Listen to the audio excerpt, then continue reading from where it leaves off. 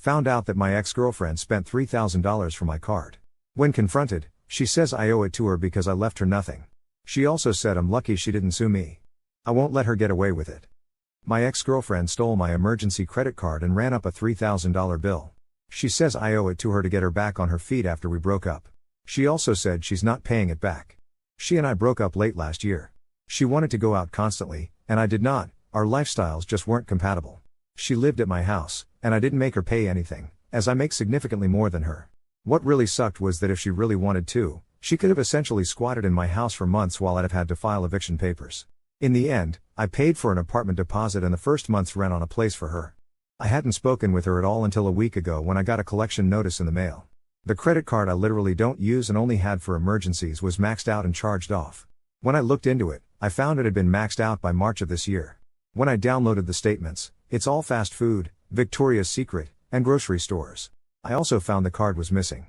I texted her asking about it, and she called me and said she did it because I left her with basically nothing and she needed to get back on her feet.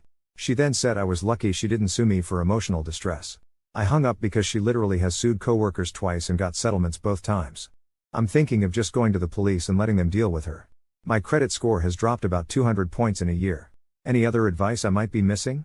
Edit, I filed the police report, and I'm sending the information to the credit bureaus tonight. There were a lot of questions about her previous lawsuits. One was for harassment, and the other for sexual harassment. They were both iffy cases, but both businesses settled. I probably should have been watching my credit better.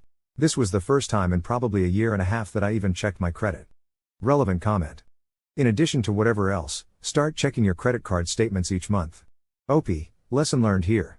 I always ignore the emails along with the million others I get, and the address on the account was my old one from like 4 years ago. Update. I heard back from the investigator on my case on Friday. He did a remarkable job from what it sounds like.